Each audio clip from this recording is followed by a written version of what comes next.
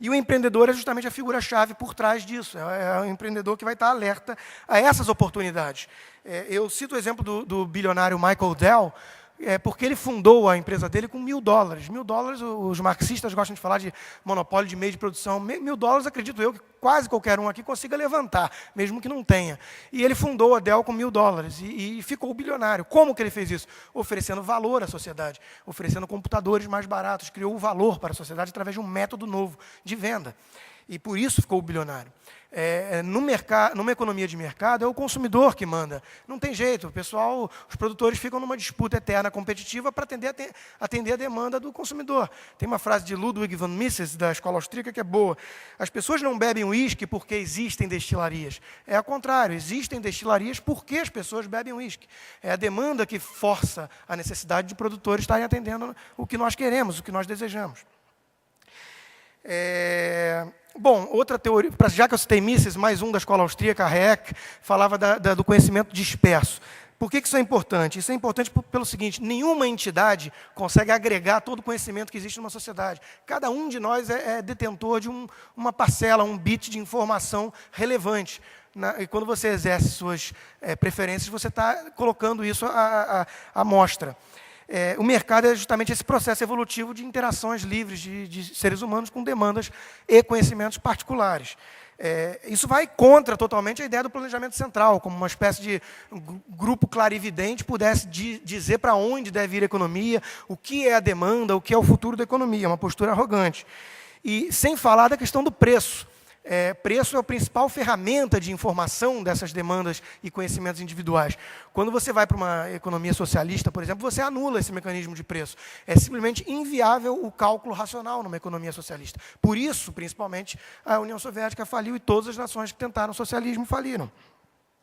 E como exemplo de mais ameno, além do exemplo radical da União Soviética, temos vários outros exemplos um pouco mais amenos praticados no mundo todo, infelizmente, e na América Latina em especial, em maior grau. Controle de preços de toda forma, inclusive salário mínimo, tetos de preço, o próprio PAC, o BNDES, quando financia bilhões de recursos do contribuinte para os setores normalmente ligados a amigos do rei, ou que o burocrata do BNDES considera que é o que tem que ser investido mesmo, e dane-se os mecanismos de preço do mercado, e por aí vai.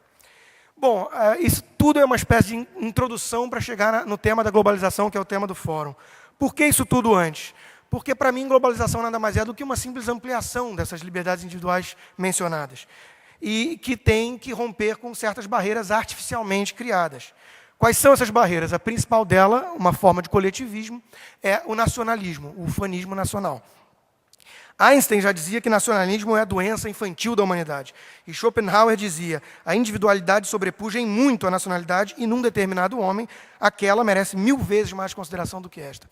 Ora, eu sou brasileiro, me identifico com partes da cultura, outra não, jeitinho, certas coisas eu não me identifico nem um pouco.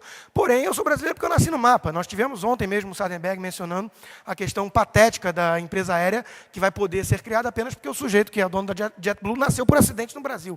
Essa espécie de medida é um resultado nefasto dessa mentalidade nacionalista. E o nacionalismo, como todo coletivismo, coloca um bem maior, um bem geral, nação, proletário, o que for, acima dos próprios indivíduos.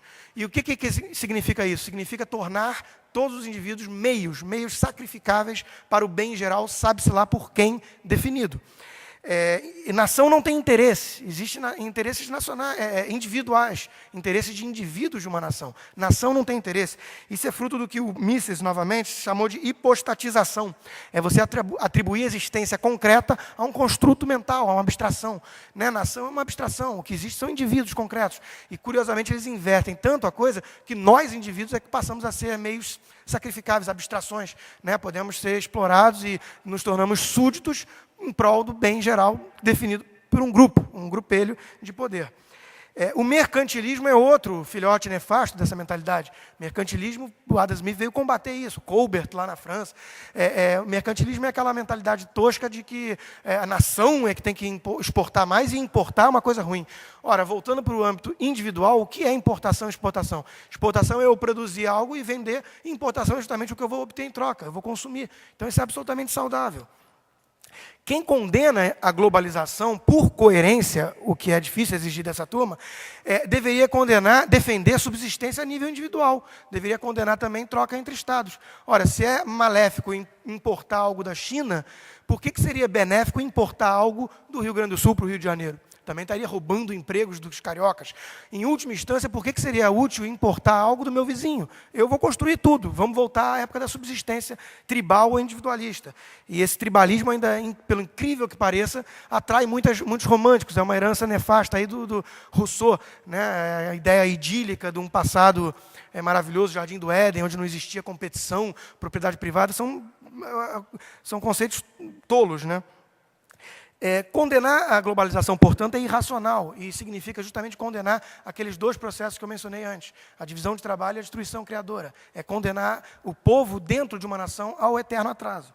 Como exemplo, não precisa ser muito gênio, basta pensar nos países que optaram pela reclusão ou foram forçados a isso através de ditaduras. Coreia do Norte, Cuba e por aí vai. Vive na miséria. Um pequeno parênteses, a globalização também fomenta a paz. E não é difícil entender por quê. Quando você cria uma dependência mútua de sucesso, o meu sucesso depende do seu sucesso, há uma necessidade de convívio harmônico. A hostilidade perde muito do seu sentido. Bastiat teve uma sacada perfeita, que é a visão míope das pessoas. O que acontece? Aquilo que se vê e aquilo que não se vê. O que se vê de imediato é a perda do emprego do sujeito que trabalha numa empresa não competitiva. O que não se vê é que a economia feita pelo produto mais barato por todos os consumidores comprados pode ser direcionada para outros setores, gerando emprego em outros setores. Né? Então, essa visão míope atrapalha um pouco a visão. Por exemplo, quando a Walmart resolve vir para um país e vender produtos através de um método mais eficiente, mais barato, pode ser que o Zé da Quitanda perca seu emprego, mas se ele mantiver o emprego, vai ser à custa de todos os consumidores que podem comprar agora mais barato pela Walmart. E essa economia feita vai gerar empregos em outros lugares. A retórica de exportação de empregos, infelizmente usada no próprio Estados Unidos, é falsa, como podemos ver. E Bastiat teve uma sacada fantástica também da petição dos produtores de vela e lampião contra um inimigo cruel de fora, né, que podia trabalhar em condições impressionantes, o sol. Né, o sol oferece luz aí durante o dia inteiro e isso tira emprego também dos produtores de vela. Né. O Brasil é mestre em adotar ideias erradas coletivistas e do Estado nacional. Né? A lei da informática condenou o país ao atraso, o petróleo é nosso, quantas pessoas até hoje não batem no peito para afirmar com orgulho isso, pagando pela gasolina uma das mais caras e de péssima qualidade do mundo. Né? Mas tem orgulho, o petróleo é nosso, a Petrobras é nossa. Minha não é, a minha parcela não chega no meu bolso. Isso é fruto de uma coisa muito simples. Os lobbies dos produtores podem se organizar, enquanto que cada um de nós não vai à rua lutar por alguns centavos a mais de economia em cada produto. E o sujeito que produz aquele produto tem total interesse em se organizar. Porém, no agregado, o resultado é que todos nós pagamos muito mais por tudo. A evidência empírica, depois de toda essa teoria, é simplesmente olhar todos os países que se abriram à globalização, Taiwan, Singapura, Hong Kong, Irlanda, Coreia do Sul, Nova Zelândia e Austrália, todos prosperaram. O Brasil e a América Latina ficou para trás. A verdade é essa, o Brasil não tem liberalismo, apesar de toda a retórica de que o neoliberalismo falhou aqui. O liberalismo passou mais longe do Brasil do que Plutão da Terra. Simplesmente não há nada liberal num país onde o Estado controla tudo, decide como o pãozinho vai ser vendido, arrecada 40% do PIB, tem estatais em petróleo, em banco, 40% do sistema financeiro está na mão do Estado, através dos bancos estatais. Quer dizer, o que há de liberalismo num país como esse, eu não consigo enxergar. O governo controla simplesmente tudo. O comércio internacional, como evidência empírica, tem crescido a taxas quase 2 vezes maiores do que o próprio PIB mundial, fomentando o crescimento. Já são 12 trilhões trocados todo ano entre as diferentes nações. A liberdade do comércio, vai ter alguém do Heritage aqui falando, vai poder mostrar isso melhor, mas o Brasil está lá na rabeira do ranking, e é simples você olhar, quem tem mais liberdade de comércio prospera mais, quem tem menos, como os países da própria América Latina, ficam para trás na corrida. No entanto, eu queria só ressaltar, em últimos 2 minutos, que há uma crítica justa da esquerda. Realmente há uma hipocrisia dos países desenvolvidos em relação ao protecionismo. Eles são menos protecionistas, como eu acabei de citar. Isso é um primeiro porém. Porém, também nós sabemos que em questões agrícolas, principalmente, há subsídios. Há algumas ressalvas. Primeiro, os Estados Unidos é o bode expiatório predileto, pratica menos subsídio do que a Europa.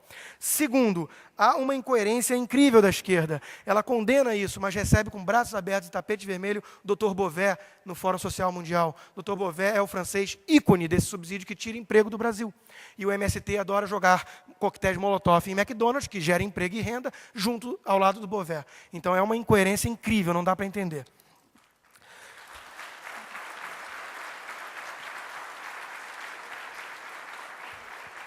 Bom, obrigado. Para finalizar, eu gostaria de dizer apenas, então, que a minha postura é individualista contra coletivismo. Coletivismo, muitas vezes, é um coletivo de egoístas que exige sacrifício alheio em benefício próprio. E eu queria dizer também que a globalização não falhou. Onde há miséria é justamente onde ela não chegou direito. Nós precisamos de mais globalização, não menos. Obrigado.